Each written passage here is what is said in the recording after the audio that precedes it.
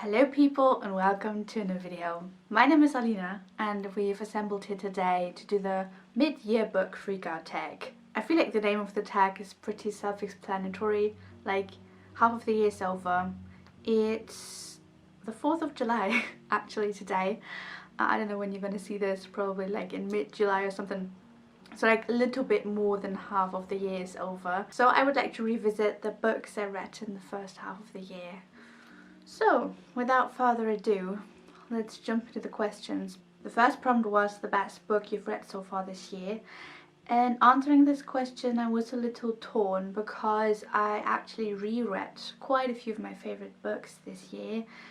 And I was pretty unsure if I should include them. But because it would have broken my heart not to include them in here, I wanted to quickly show you the two books that have been like part of my favourite books lists for a few years now. I feel like one of them was published in 2018 and the other one in 2019, maybe?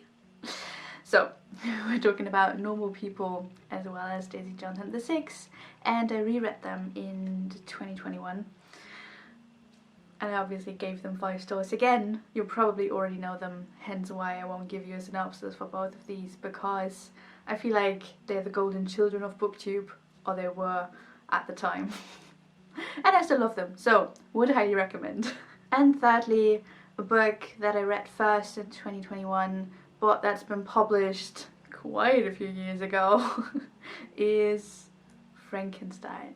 God, I loved that book so much, and that came as a surprise to me, so that was twice as cool. Frankenstein, it's about a scientist called Frankenstein who creates a monster and is pretty afraid of that, so he abandons him, or it. I want to call the monster him and not it, because he feels kind of human in the beginning. He has a lot of human attributes. The novel explores topics like nature versus nurture, so like in the beginning of the book, the monster is more like a creature, like something that is non-human, but not a monster in general. But then he gets abandoned, and because of his looks he goes through a lot of like negative experiences when trying to bond with other people. So he becomes violent and people get more and more afraid of him because of the stuff he does, not only because of the way he looks. But like, that book was so unique. I feel like the synopsis is like, yeah, pretty straightforward. People know that. It's well known. But it's so much more than that. Like asking yourself the question of who's the actual monster in this scenario, as well as the narrative of the book, were very cool. I couldn't put it any other way. It also felt like true crime from time to time, and I feel so stupid saying that with such a well-renowned like classic. But I mean, people are looking for the monster as well as the scientist, and like murder happened and people are trying to explain that, and they are pretty much hunting for those two, and I don't know, it was so cool. I loved it. Oh, yeah. I'm so bad with words today, so don't listen to me, but listen to Mary Shelley instead if you haven't already. Yeah. The second prompt is asking for the best sequel you've read so far this year. And I think I only read one sequel so far. But I wholeheartedly love that book, so that works. The book I'm talking about is none other than A Beautifully Foolish Endeavour by Hank Green. I read an absolutely remarkable thing in 2019, I want to say, when it was published in Germany, and it took me quite some time to like pick up the sequel. I mean, it was published in like summer of 2020, right? So it took me quite a few months to actually pick it up, because the first book ended on a big cliffhanger. And I mean, on one hand I knew that like nothing too bad was gonna happen to our protagonist because there was a sequel, but then at the same time Hank Green has never published a book before that, I think. No, I don't think so. So I didn't know where he was going with the plot. So yeah, but then I finally decided to pick it up, and it was so worth it. Like, that story is so unique and like super weird, but at the same time it talks about so many like modern topics that are especially important in the 21st century. So the first book is about a girl called April May, and she walks through the streets of New York one night. I don't know, she's coming back from some appointment, I don't know. And then in the middle of New York she finds this like huge sculpture or like entity that is formed like a robot or whatever, and she calls it Carl, and together with her friend she's filming like a short YouTube video of like finding it. So she's the first person to like actually talk about these Carls, like these huge ass sculptures, because later it turns out that like all over the world there are these sculptures like being seen. Nobody knows where they're coming from and what's their purpose. So obviously the international news are very much interested in like these Carls. So April gets pretty famous. So we follow her and her rise towards fame, as well as like people trying to figure out what these sculptures are trying to accomplish on planet Earth. And like, that book is so weird. The explanation for everything that happened was like so mind-blowing, but like so cool at the same time. And I feel like Hank Green was the perfect person to write this book, because it also talks about like the effects of being famous or internet famous, and also modern technology and what it like can do. It's quite focused on the negative sides of that, but like there's so many amazing things being done in that book, like not in the sense that it has positive effects, but like very technological advanced things, so that you're very torn between like being amazed by that and being scared by that. So very unique, very cool, would recommend 100%. A new release you haven't read yet but really want to, and that for me is a book I'm ashamed to admit that I haven't read it yet, because I've been anticipating that book for what seems like forever. And it's Malibu Rising by Taylor Jenkins Reid, the author of one, or like actually two of my favourite books of all time, and I know that I'm not alone in this. Pretty much everybody seems to enjoy Lady John of the Six, as well as The Seven Husbands of Evelyn Hugo. So I was definitely not the only one highly anticipating this book. But unlike other people, I haven't read it yet. But to be fair, it's only been out for a month now, and I'm definitely going to read it in July, because I'm part of a German book club where this book was chosen as like the book of the month. So we're going to read it and discuss it at the end of July. But since I haven't read it in the first half of the year, it's my answer for this question. So, Malibu Rising is about a girl called Nina Riva. She's the protagonist of the story, but it's actually about like her whole family, because like her father, Mick, actually already appeared in Daisy Jones and The Seven Husbands of Evelyn Hugo. So that was cool because we already know him. So the book is about a beach party that they are doing at their estate, and I don't know anything more than the fact that shit goes down. I don't know, I feel like it's a lot about gossip and intrigue and scandals, probably a lot of alcohol and drugs. I mean, I have total faith in Taylor Jenkins Reid. I would read anything she writes, so looking forward to that. Next prompt, your most anticipated book for the second half of the year. So a book that's not out yet, and I only had one answer for that, and that is the new J. Christoph book, Empire of the Vampire. I still don't know if I think that's a ludicrous or an amazing title, but like, yeah, Empire of the Vampire, I mean, it has a nice ring to it, right? Is gonna be a tome of a book, like a very thick book, And it's going to be the first book in a new fantasy series written by J. Christoph about badass vampires.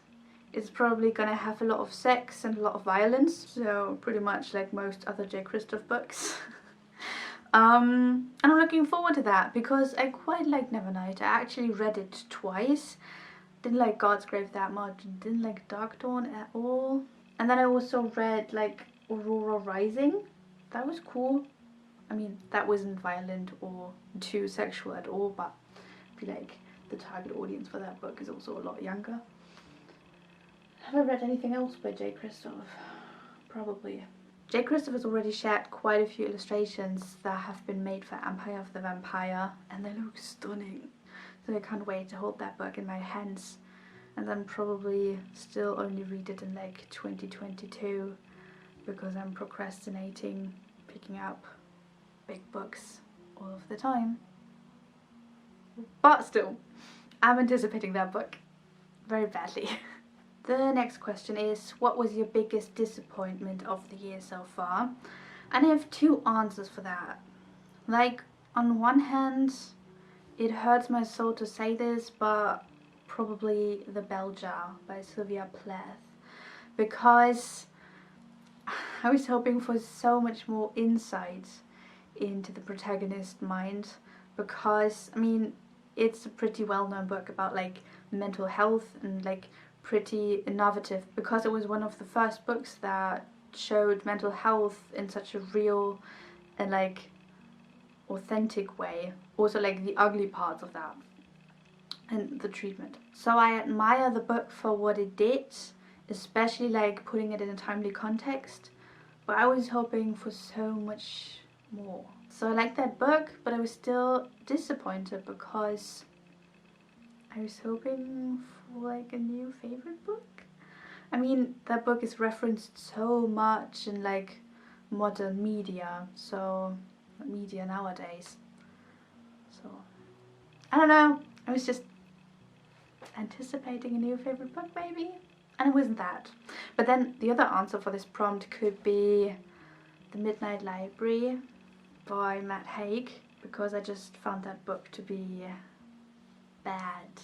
That book also deals with depression because our protagonist, who's called Nora, tries to overdose on pills in an attempt to commit suicide. And then she like enters this well that is between like life and death, which comes in the form of a library. So the book is called Midnight Library, where she can like pretty much pull out an endless amount of like different books from the shelves and is able to try out all these different life that she could have lived if like she made decisions in a certain way. And like if still none of these books or like lives is to her liking, she is still gonna die like she wanted to in the first place when committing suicide, like in that moment. So I feel like I don't want to talk too much about this book, but the message of this book, and I know that it's an own voices author writing this, I still found the message of the book to be wrong. Like, it had the potential to be pretty damaging for people that want to interpret it a certain way. Like, what I'm trying to say here is that Nora gets positive reinforcement for trying to commit suicide, and I don't think that sends the right message at all.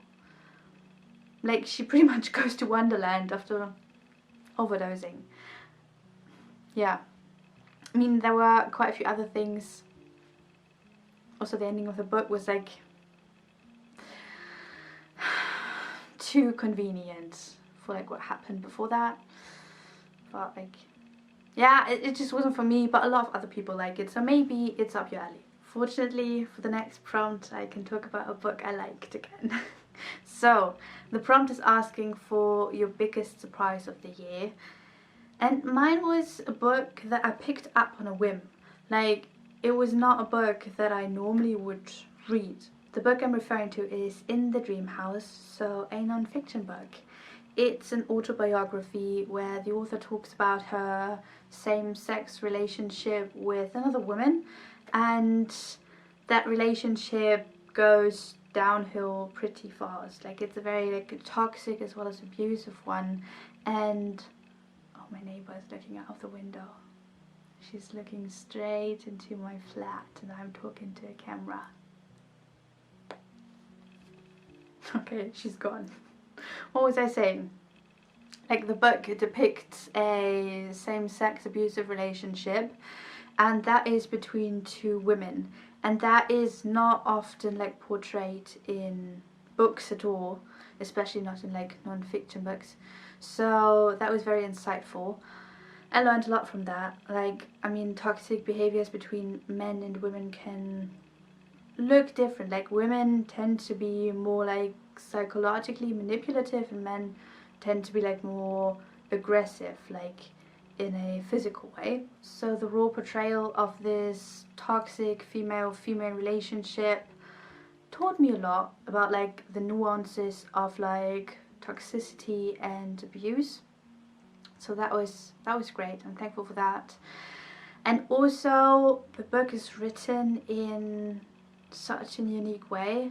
Like the chapters are very short and they all have like titles that go like Dream House as blank. So it almost felt like vignettes you read, or like tiny chunks that you like saw of her life, very slice of life like. Plus she almost uses like horror tropes talking about her own toxic relationship.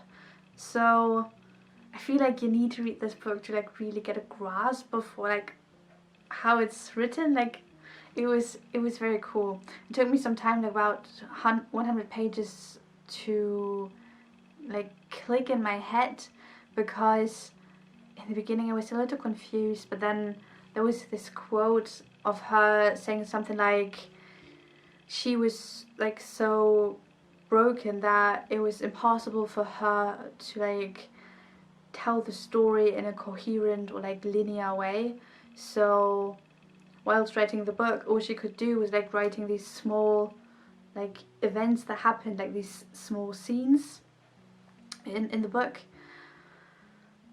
And that was like pretty heartbreaking for me, like to imagine that. Yeah, I talked about that book in like length in a vlog, so I'm gonna link that somewhere up here. But that was good. That book would recommend 100%. Great book. Next question is your newest favorite author, and I don't really have an answer for this. In the beginning of the year I read Pretending by Hollybourne, and by now I've read like 2 of Hollybourne's books and both of them I loved. But one was young adult. What was the name of that book? Oh, The Places I've Read in Public. Oh, great book. A lot of trigger warnings though. Please check them out before picking it up. And then I also read Pretending, which is an adult book. But I feel like the synopses of these books are pretty similar. So, I mean, I enjoyed both of them a lot. I gave both of them 5 stars. Great books. But I don't know if books that have like different plots than these will also be books that I'm gonna enjoy. So, I like Hollybourne, is what I'm trying to say here. Is she a new favorite author of mine? Not yet, but she has the potential of becoming one. The next 2 prompts I put together as one, because they're pretty much asking for the same thing, in my opinion at least. So the first one is your newest fictional crush, and the next one is asking for your newest favorite characters. And I don't think I have any fictional crushes.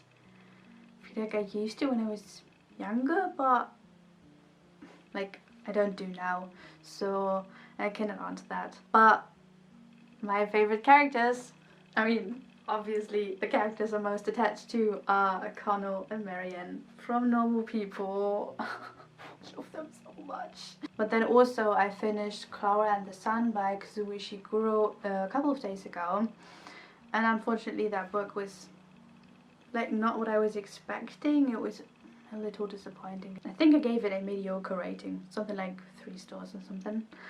But the artificial friend in that book, Clara. I love her so much. She is such a pure soul. All she wants to do is like learn and like bathe in the sun.